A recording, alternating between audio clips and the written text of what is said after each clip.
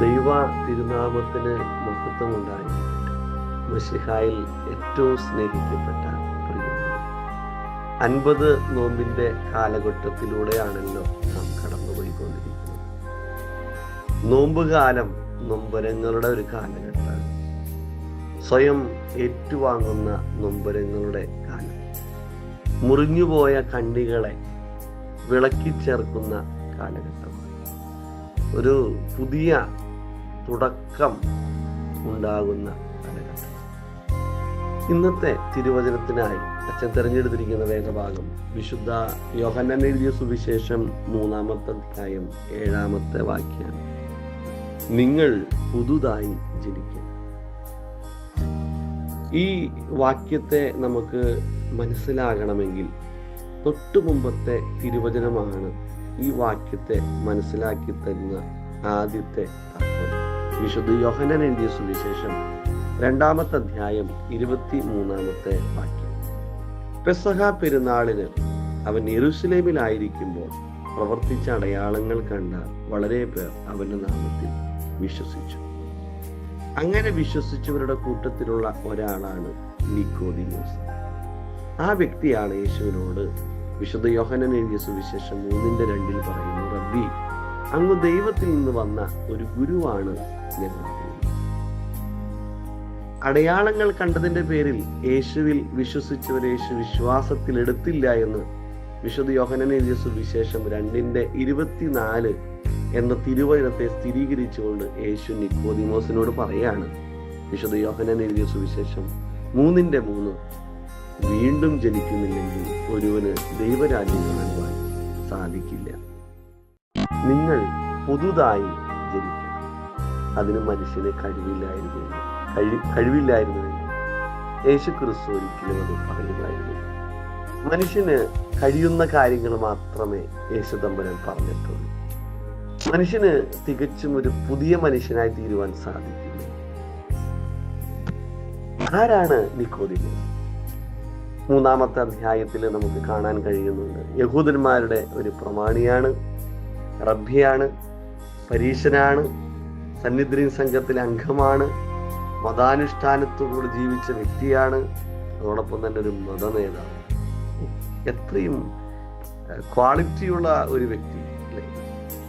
അനേകം പേരെ വഞ്ചിച്ച് പണം തട്ടിയെടുത്ത സഖായിയോടാണ് യേശു തമ്പുരാൻ പറഞ്ഞിരുന്നുവെങ്കിൽ ഒരു വീണ്ടും ജനനം അദ്ദേഹത്തിന് ആവശ്യമായിരുന്നു. പല ഭർത്താക്കന്മാരെ സ്വീകരിച്ച ശമരിയക്കാരി സ്ത്രീയോടാണ് യേശു തമ്പുരാൻ പറഞ്ഞിരുന്നുവെങ്കിൽ അവൾക്കൊരു വീണ്ടും ജനനം ആവശ്യമായിരുന്നു. കാൽവരിയിലെ കള്ളനോടാണ് യേശു തമ്പുരാൻ പറഞ്ഞിരുന്നുവെങ്കിൽ അവനൊരു വീണ്ടും ജനനം ആവശ്യമായിരുന്നു. വ്യഭിചാരത്തിൽ പിടിക്കപ്പെട്ട സ്ത്രീയോട് യേശു തമ്പുരാൻ പറഞ്ഞിരുന്നുവെങ്കിൽ നമുക്ക് വിശ്വസിക്കാമായിരുന്നു, അവൾക്കൊരു വീണ്ടും ജനനം ആവശ്യമായിരുന്നു. പക്ഷേ ആഴ്ചയിൽ 2 ദിവസം ഉപവസിക്കുന്ന, ദേവാലയത്തിൽ ദിവസേന 2 മണിക്കൂർ വീതം പ്രാർത്ഥിക്കുന്ന, കിട്ടുന്നതിൽ ദശാംശം കൊടുക്കുന്ന, വേദ പഠനശാലയിൽ വേദം പഠിപ്പിക്കുന്ന വ്യക്തിയോടാണ് യേശു തമ്പുരാൻ പറയുന്നത്, നീ വീണ്ടും ജനിക്കണം എന്നുള്ളത്.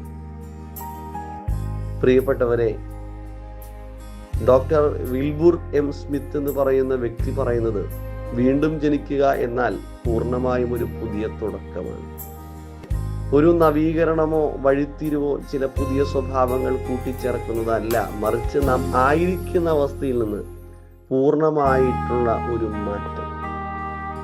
യെഹെസ്കേൽ പ്രവചനത്തിന്റെ 36-ാമത്തെ അധ്യായം 26-ാമത്തെ വാക്യത്തിൽ പറയുന്നുണ്ട്, ഞാൻ നിങ്ങൾക്ക് പുതിയൊരു ഹൃദയം തരും, പുതിയൊരു ആത്മാവിനെ ഞാൻ നിങ്ങളുടെ ഉള്ളിലാക്കും, കല്ലായുള്ള ഹൃദയം ഞാൻ നിങ്ങളുടെ ജഡത്തിൽ നിന്ന് നീക്കി മാംസമായുള്ള ഹൃദയം നിങ്ങൾക്ക് തരും.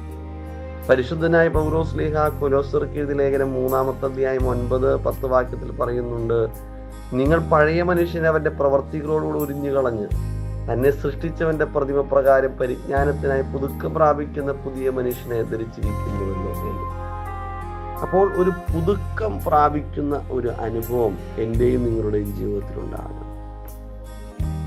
നമ്മുടെ ക്വാളിറ്റി അല്ല പ്രിയപ്പെട്ടവർ, നമ്മുടെ ക്വാളിഫിക്കേഷൻ അല്ല, നാം ഈ ലോകത്ത് എങ്ങനെ ജീവിക്കുന്നു എന്നുള്ളതാണ് പ്രധാനം.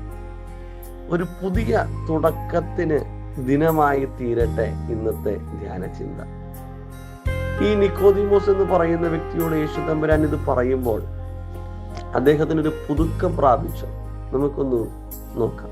വിശുദ്ധ യോഹന്നാൻ എഴുതിയ സുവിശേഷം 7-ാമത്തെ അധ്യായം 50-51 വാക്യം. അവരിൽ ഒരുവനായി മുമ്പേ അവന്റെ അടുക്കൽ വന്നിരുന്ന നിക്കോദീമോസ് അവരോട്, ഒരു മനുഷ്യന്റെ വാമൊഴി ആദ്യം കേൾക്കുകയും അവൻ ചെയ്തത് ഇന്നതെന്ന് അറിയുകയും ചെയ്തിട്ടല്ലാതെ നമ്മുടെ ന്യായപ്രമാണം അവനെ വിധിക്കുന്നു. ഒരു കാലഘട്ടത്തിൽ പരീക്ഷ സംഘത്തോടുകൂടെ ചേർന്ന് നിന്ന ഒരു മത നേതാവ്, ക്രിസ്തുവിനെതിരെ നിന്ന ആളുകളുടെ കൂടെ നിന്ന ഒരു വ്യക്തി ഇപ്പോൾ യേശു ക്രിസ്തുവിന് വേണ്ടി വാദിക്കുകയാണ്. അദ്ദേഹത്തിന് ഒരു വെളിച്ചം കിട്ടി, പ്രിയപ്പെട്ടവർ, ഒരു പുതുക്കം കിട്ടി എന്നുള്ളതിന്റെ അടയാളമാണ്. തീർന്നില്ല. വിശുദ്ധ യോഹന്നാൻ എഴുതിയ സുവിശേഷം 19:39 പറയുന്നു, ആദ്യം രാത്രിയിൽ അവന്റെ അടുക്കൽ വന്ന നിക്കോദീമോസ് ഏകദേശം 100 റാത്തൽ മൂറും അകിലും കൊണ്ടുള്ള ഒരു സുഗന്ധക്കൂട്ടും കൊണ്ടുവന്നു. അപ്പോൾ നിക്കോദീമോസ് ക്രിസ്തുവിന്റെ കബറടക്ക സമയത്ത് വരെ കാണുന്നു എന്നുള്ളതാണ് പരിപൂർണമായിട്ടുള്ള മാറ്റം. നോമ്പ് കാലഘട്ടത്തിൽ മാത്രമല്ല മാറേണ്ടത്. ഈ കിട്ടുന്ന ദൈവാനുഭവം തുടർന്നുള്ള നമ്മുടെ ജീവിതത്തെ, വ്യക്തിപരമായിക്കൊള്ളട്ടെ, കുടുംബജീവിതമായിക്കൊള്ളട്ടെ, പ്രവർത്തിക്കുന്ന മേഖലകളിൽ മറ്റുള്ളവരുടെ മുൻപിൽ വായിക്കപ്പെടുന്ന ഒരു സുവിശേഷമായിട്ട് മാറുവാൻ കഴിഞ്ഞാലാണ് ഈ 50 നോമ്പ് അനുഗ്രഹമായിട്ട് മാറുകയുള്ളൂ. അതിന് ഇന്നത്തെ തിരുവചനം നമ്മളെ ഏറെ സഹായിക്കട്ടെ എന്ന് ആത്മാർത്ഥമായി പ്രാർത്ഥിക്കുന്നു. നമുക്ക് പ്രാർത്ഥിക്കാം. കാരുണ്യവാനായ തമ്പുരാനെ, ഒരു പ്രഭാതം കൂടെ തന്നതിനായി ദൈവത്തെ മഹത്വപ്പെടുത്തുകയാണ്. നാഥ, ഇന്ന് കേട്ട തിരുവചനം ഞാൻ പലപ്പോഴും കർത്താവ് ദൈവമേ ഒരു പുതുക്കം പ്രാപിക്കുന്ന ആഗ്രഹത്തോടുകൂടെ നോമ്പൊക്കെ നോക്കുന്നതാണ്. പക്ഷേ ആ നോമ്പിൽ മാത്രം ഒതുങ്ങി പോകാറുണ്ട്. ദൈവമേ, ഇന്നത്തെ തിരുവചനം നിക്കോദീമോസിന്റെ ജീവിതത്തിൽ പ്രകടമായിട്ടുള്ള ഒരു പുതുക്കം പ്രാപിച്ചതുപോലെ എൻ്റെ ജീവിതത്തിൽ ഒരു പ്രകടമായിട്ടുള്ള ഒരു പുതുക്കം തന്ന് അനുഗ്രഹിക്കണമേ. അങ്ങയുടെ കൃപയ്ക്ക് വേണ്ടി യാചിക്കുകയാണ്. പരിശുദ്ധ റൂഹായുടെ അഭിഷേകത്താൽ ഞാൻ നിറയ്ക്കണം. പരിശുദ്ധ ദൈവമാതാവെ, പരിശുദ്ധ പിതാക്കന്മാരെ മധ്യസ്ഥ വഹിക്കണം. ആയുധ പിതാവിന്റെയും പുത്രന്റെയും പരിശുദ്ധ റൂഹായുടെയും നാമത്തിൽ തന്നെ. ആമീൻ.